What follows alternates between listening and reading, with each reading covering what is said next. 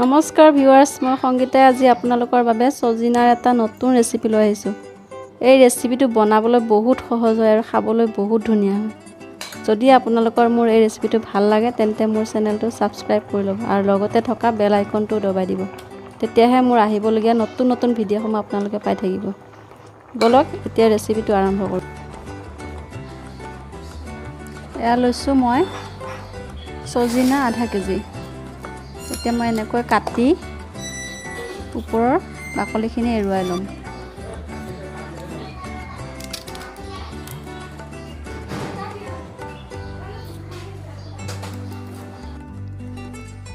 এয়া চাওক, সজিনাখিনি মই এনেকৈ কাটি ল'লোঁ।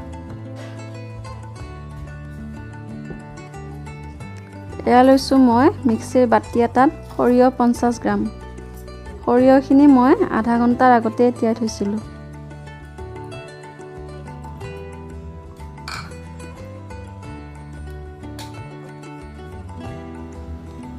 ইয়াতে আছে নহৰু 10-12 ফুটা, আদা সৰু এটুকুৰা, কেঁচা জলকীয়া 3টা।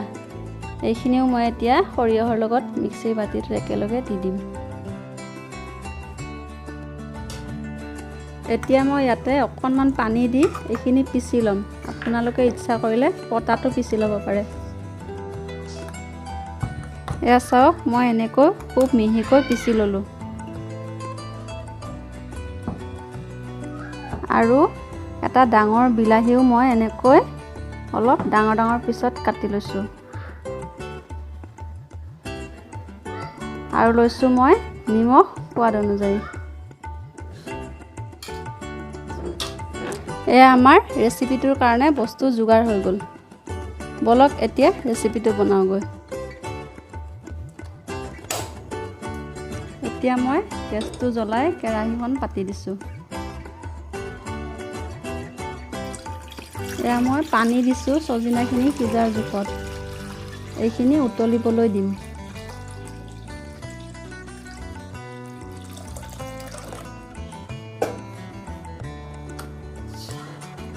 পানী আমাৰ উতলি গৈছে। এতিয়া মই পিচি লোৱা সৰিয়হ, নহৰু, আদা, জলকীয়াৰ পেষ্টখিনি ইয়াতে দি দিম।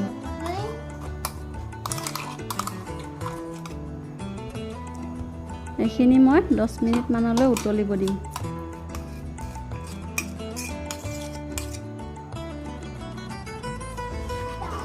দহ মিনিট হৈ গৈছে। এতিয়া মই ইয়াতে সজিনাখিনি দি দিছোঁ।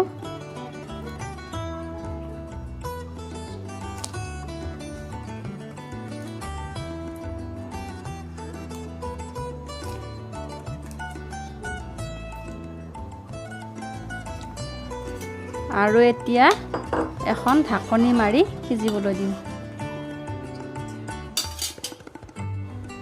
সোৱাদ অনুযায়ী নিমখো দি দিছোঁ।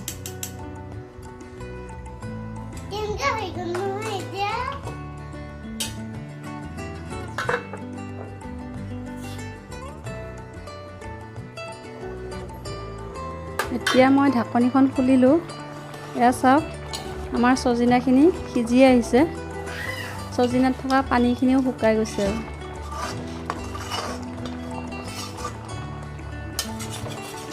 এতিয়া মই কাটি থোৱা বিলাহীখিনি এনেকৈ ওপৰতে দি দিম।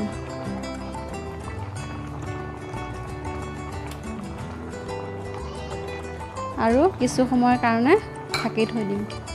বিলাহীখিনি অকণমান সিজিলেই হ'ল।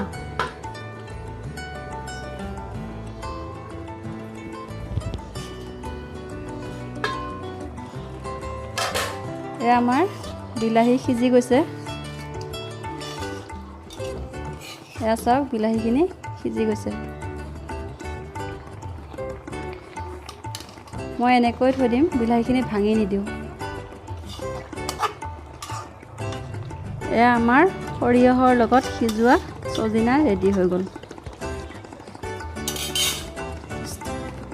গেছটো অফ কৰি দিওঁ। এতিয়া মই ইয়াতে এচামুচ কেঁচা মিঠাতেল এনেকৈ দি দিলোঁ। খাবলৈ খুব ভাল লাগে। এইখিনিতে মই এটা টিপ দিওঁ, যেতিয়া আপোনালোকে কেতিয়াবা সিজোৱা তৰকাৰী বনায় তেতিয়া সদায় শেষত এচামুচ কেঁচা মিঠাতেল দি দিব, খাবলৈ খুব ভাল হয়। তেনেহ'লে বন্ধু বান্ধৱীসকল কেনে পালে মোৰ আজিৰ এই ৰেচিপিটো? যদি ভাল পাইছে লাইক কৰিব, শ্বেয়াৰ কৰিব আৰু কমেণ্ট কৰি জনাবলৈ নাপাহৰিব। মোৰ এই ভিডিঅ'টো সম্পূৰ্ণকৈ চোৱাৰ বাবে ধন্যবাদ।